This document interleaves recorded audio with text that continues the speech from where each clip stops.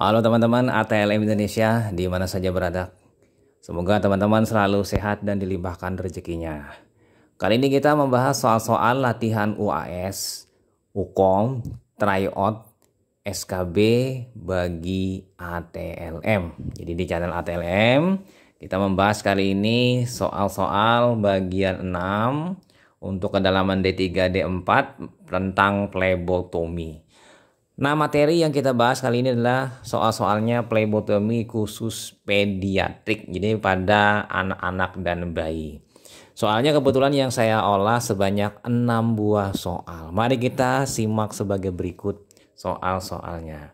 Soal nomor 1, penggunaan wing needle pada pediatrik berguna pada kondisi untuk titik-titik. Yang A, untuk pasien gemuk atau anak dengan kecemasan atau rasa takut berlebihan. Kemudian yang B, untuk bayi baru lahir atau newborn. Kemudian yang C, untuk bayi umur 1 bulan. Kemudian yang D, untuk anak-anak umur 3-5 tahun. Atau yang E, untuk anak-anak yang kurus dan pena sulit difiksasi. Nah, untuk soal nomor 1 ini, penggunaan wing needle itu dikhususkan sebenarnya untuk pasien gemuk atau anak dengan kecemasan atau rasa takut berlebihan. Karena dengan menggunakan wing needle ini akan mudah memfiksasi pena pada saat anak tersebut bergerak ya, atau tidak bisa diajak untuk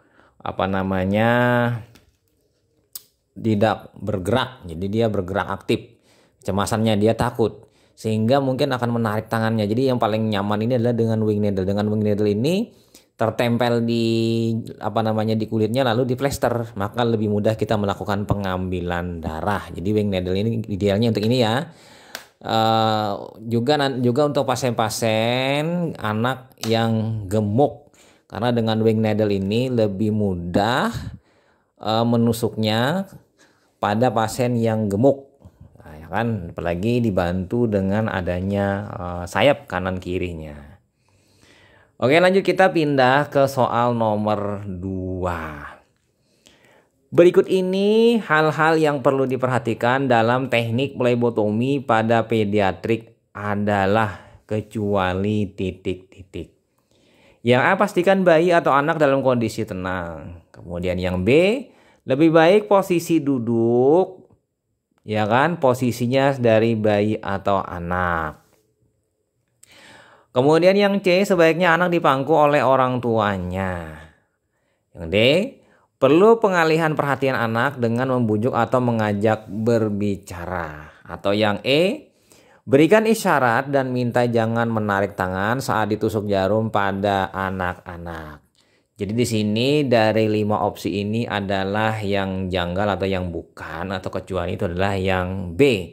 Lebih baik posisi duduk pada bayi atau anak. Jadi di sini ini adalah sebuah kesalahan, karena justru posisi berbaringlah yang paling tepat pada bayi atau anak-anak. Karena dengan mudah kita bisa mengendalikannya, kemudian dengan mudah dia dalam hal pengambilannya, dan dengan mudah juga teman-teman atau si pengasuh atau orang tuanya memegang si bayi tadi yang terbaring misalnya di bed ya, ranjang. Oke, jadi di sini yang janggal inilah posisinya duduk. Jadi seharusnya berbaring yang paling ideal. Oke, kita pindah lanjut ke soal nomor 3, masih di channel ATLM Indonesia. Aspek-aspek yang perlu diperhatikan dalam melakukan plebotomi pada pediatrik adalah kecuali. Yang A, penjelasan prosedur pengambilan darah kepada orang tua pediatrik. Kemudian yang B, playing approach, pendekatan bermain. Kemudian yang C, jangan membohongi pasien. Kemudian yang D, ibu atau pengasuh, itu dalam hal ini babysitter yang mengasuh. Nah ini. Atau yang E, kondisi apapun bisa saja dilakukan pengambilan darah agar hemat waktu. Jadi di sini aspek yang bukan atau kecuali itu adalah yang mana? Jawabannya adalah yang E ya. Yang E ini sangat sulit juga dilakukan karena pasiennya dengan yang memberontak kuat ini akan sulit pada saat kita melakukan pengambilan darah. Oleh sebab itu, pasiennya lebih baik ditenangkan sehingga lebih mudah dalam hal penanganan atau proses pengambilan darah vena ya pada anak-anak atau pada bayi. Nah, kita pindah lanjut ke soal nomor selanjutnya, nomor 4. Hal-hal berikut ini yang tidak termasuk kegiatan plebotomi pada pediatrik. Nah, ini kira-kira yang A, hati-hati terhadap darah bayi karena lebih cepat membeku sehingga bila lambat mencampur dengan aditif akan terjadi bekuan kecil atau trombosit jumlahnya rendah palsu. Kemudian yang B, pastikan telah menyiapkan tabung EDTA kecil 0,5 ml bila sedikit mendapatkan darah. Kemudian yang C, gunakan tabung vakum EDTA volume 2 ml ketimbang volume 3 ml agar pencampuran sesuai. Kemudian yang D, bila menggunakan syring gunakan jarum yang lebih kecil bila pada bayi, misalnya nomor 21G atau 22G. Atau yang E, pastikan pengambilan spesimen dibantu dengan petugas lain atau orang tua pasien. Jadi sini yang tidak termasuk itu adalah yang D. Mengapa yang D? Jadi di sini bila menggunakan syring gunakan jarum yang lebih kecil bila pada bayi, misalnya nomor 21G atau 22G. Jadi yang benar ini adalah justru yang nomor 25G. Atau mungkin yang lebih kecil lagi 27G. Jadi penomoran jarum itu kalau semakin besar angkanya semakin kecil jarumnya. Apabila nomornya makin kecil berarti jarumnya ukurannya lebih besar. Ini dalam hal penomoran jarum. Jadi kalau jarum kecil itu adalah 27G dan 25G ya, G gau G. Nah, lanjut kita pindah ke soal selanjutnya, soal nomor 5. Tempat sampling khusus bayi ya kan dan dibungkus dengan selimut. Tujuannya adalah untuk imobilisasi agar tidak banyak gerak, jaga suhu tubuh tetap hangat dan cegah dehidrasi. Nah, pernyataan untuk hal kegiatan titik-titik. Yang A, cara memegang pada pasien pediatrik untuk plebotomi. Kemudian B, tempat pengambilan darah kapiler dan vena pada pediatrik. Kemudian yang C, aspek emosional pasien pediatrik. Kemudian yang D, cara melakukan pengambilan darah vena dan kapiler pada pediatrik. Atau yang E, peralatan yang diperlukan dalam kegiatan plebotomi khusus pada pediatrik. Nah, untuk yang nomor 5 ini kegiatannya terkait dengan cara memegang pada pasien pediatrik untuk plebotomi. Karena di sini caranya dengan cara si bayi tadi tetap tubuhnya tetap dibalut ya. Biasanya seperti itu di ruang perawatan bayi. Tujuannya agar dia tidak bergerak ya kan.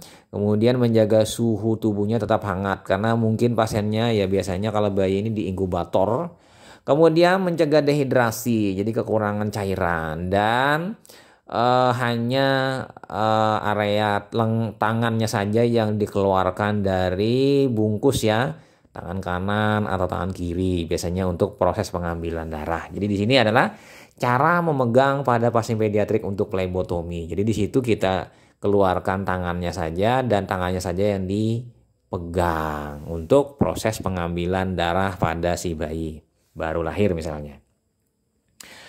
Nah, kita pindah lanjut ke soal terakhir. Soal terakhir ini adalah melihat gambar di sini. Ini adalah wing needle ya kan. Nah, perhatikan gambar nomor 10 yang ditunjuk adalah titik-titik. Yang A, sayap agar penusukan pena mudah tidak digoyang. Kemudian yang B, kode warna jarum. Misalnya ini hijau 21, hitam abu-abu itu 22, biru 23, oranye 25. Atau yang C, tempat menempatkan jari saat akan menusuk pena. Atau yang D, Klaim agar tidak tergeser, ya kan, bergeser bila di tempat perekat. Atau yang E, klaim untuk menutup aliran darah. Nah, untuk nomor 6 ini jawabannya yang nomor 10 pada gambar itu adalah yang E, klaim untuk menutup aliran darah. Jadi di sini apabila aliran darahnya ingin di stop, cukup dengan mengklaim. Jadi mirip dengan mengklaim pada saat kita mengklaim impus ya. Cuma beda kalau impus itu menggunakan seperti roda bulat ya.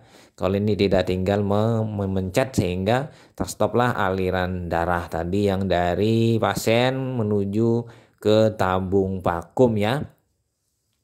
Oke, itu saja teman-teman, sebanyak 6 soal mengenai flebotomi khusus pada pediatrik. Bagi yang baru saja bergabung, jangan lupa subscribe dan bunyikan lonceng notifikasinya. Oke, itu saja, nantikan soal lainnya. Semoga bermanfaat dan barokah yang kita bahas kali ini. Selamat belajar, salam kompetensi. Saya Ahmad Le pamit. Bye.